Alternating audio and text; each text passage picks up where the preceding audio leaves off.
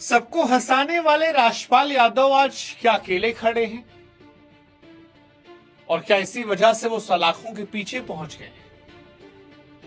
वो राजपाल यादव जिनके घर की रसोई कभी 24 घंटे चलती थी, जहां पर बॉलीवुड के उस दौर के स्ट्रगलर जो आज के बड़े स्टार हैं, मुफ्त में रोटियां तोड़ते थे। राजपाल का काम चल रहा था, बहुत लोग उसके घर पे खाना खाते थे और कभी भी उफ नहीं किया उस आदमी ने। वो राजपाल आज क्यों इस हालात में है कि उन्हें कहना पड़ रहा है कि उनके पास कोई रास्ता नहीं बचा, कोई दोस्त नहीं बचा? क्या छोटे कद के इस बड़े कलाकार को अपनी ही कामयाबी की कीमत चुकानी पड़ी?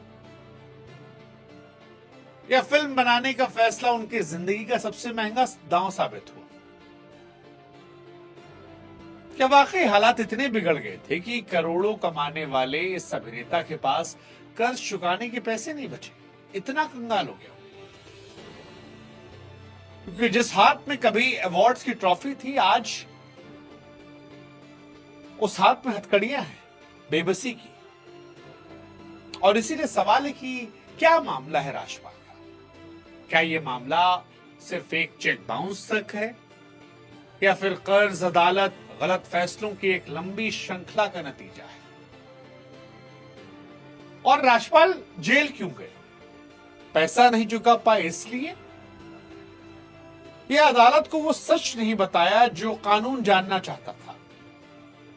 सरेंडर से ठीक पहले राजपाल यादव की आंखों में आंसू थे और बेबसी में कहा भी कि सर क्या करूं मैं, पैसा ही नहीं मेरे पास, कोई उपाय ही नहीं दिखता, हम अकेले हैं, यहां पे कोई दोस्त नहीं है, इस संकट से हमको अकेले निपटना है।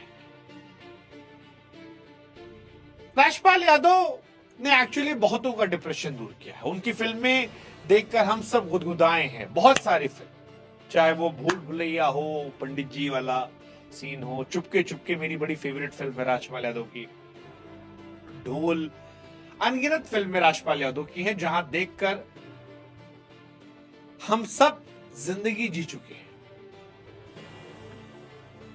लेकिन अब वो जेल में है और जेल की शुरुआत किसी बड़े अपराध से नहीं बल्कि एक बड़े सपने से हुई। साल 2010 में तय किया कि वो सिर्फ एक्टिंग नहीं करेंगे बल्कि निर्देशक भी बनेंगे। अपनी पहली फिल्म अता पता लापता के लिए दिल्ली के एक बड़े कारोबारी से 5 करोड़ का कर्ज लिया। हालांकि राजपाल कह रहे थे कि कर्ज नहीं लिया था, उन्होंने इन्वेस्ट किया था। वो अपने बेटे को लॉन्च करना चाह रहे थे, हीरो बनाना चाह रहे थे। लेकिन जो बात निकल कर आ रही है वो ये कि समझौता था कि मुनाफे के साथ पैसा लौटा देंगे, लेकिन किस्मत ने साथ दिया नहीं। फिल्म बॉक्स ऑफिस पर बुरी तरह फ्लॉप रही। अब 5 करोड़ का कर्जा ब्याज और पेनाल्टी के साथ करीब 9 करोड़ पहुंच गया। राजपाल ने कोर्ट को कई बार वादे किए कि पैसा चुका देंगे, लेकिन वो नाकाम रहे। कोर्ट को अधूरी जानकारी, वादा तोड़ने की वजह से जज साहब नाराज हुए और साफ कहा कि कलाकार होने के नाते कोई स्पेशल ट्रीटमेंट नहीं मिलेगा। 5 फरवरी 2026 को राजपाल यादव ने तिहाड़ जेल में सरेंडर किया और अब 6 महीने की सजा काट रहे हैं। अब सवाल, क्या राजपाल वाकई कंगाल हो गए थे? जिस इंसान ने सालों साल हंसाया वो आज रो रहा है। सरेंडर के वक्त जैसा कि हमने बताया, वो रुआसे होकर कहेगी क्या करूं सर, पैसा ही नहीं है, कोई उपाय नहीं दिखता, हम अकेले हैं, कोई दोस्त नहीं है। सच तो यह है कि बैंक ने अगस्त 2024 में शाहजहांपुर वाली उनकी करोड़ों की संपत्ति को पहले सील कर दिया था। हालांकि हाल की फिल्मों में उन्होंने भूल भुलैया 2, 3 से पैसे कमाए हैं, लेकिन पुराना कर्ज और ब्याज इतना बड़ा है कि वो कमाई अकेले काफी नहीं है।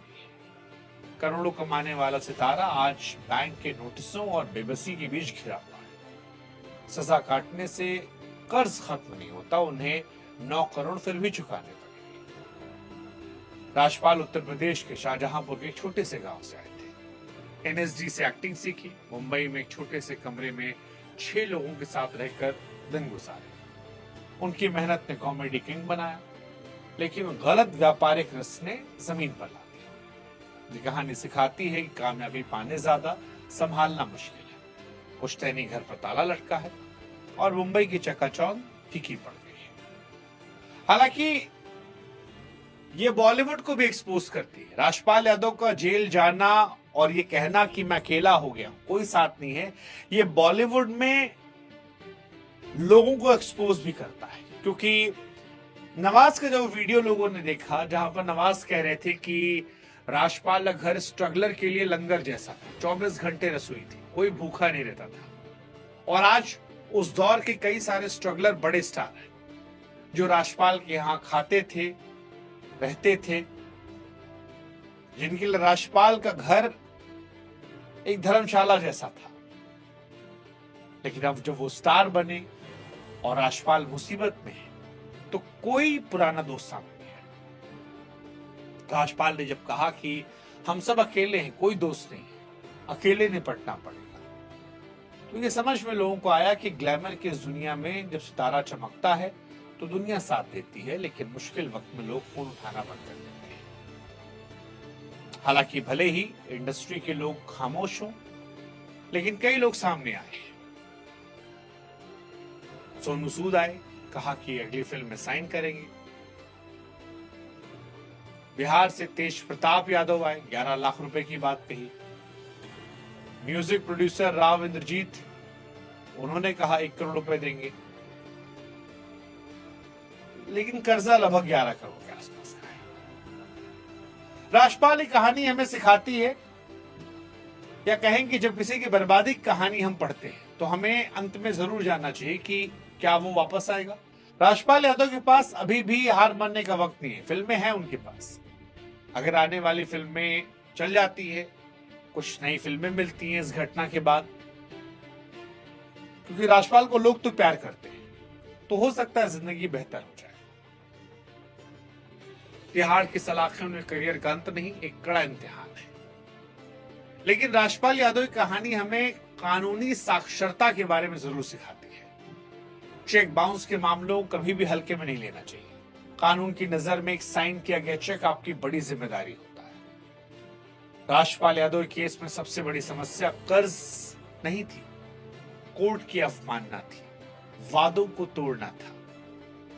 और इसीलिए यह हर उस इंसान के लिए आईना है जो कानूनी कागजों, अदालती आदेशों को नजरअंदाज करता है। सही समय पर कानूनी सलाह, ईमानदारी आपको तिहाड़ जाने से बचा सकती है। हालांकि इस मुश्किल दौर में राजपाल की पत्नी उनके साथ खड़ी है।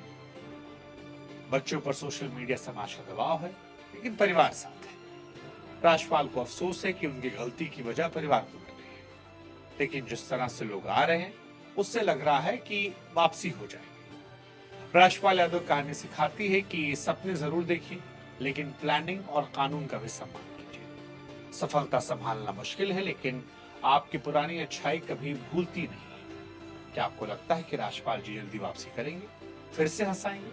मुझे तो लगता है। आप अपनी राय कमेंट सेक्शन में बताइए और सपोर्ट कीजिए राजपाल यादव को। जय हिंद, जय भारत, नमस्कार।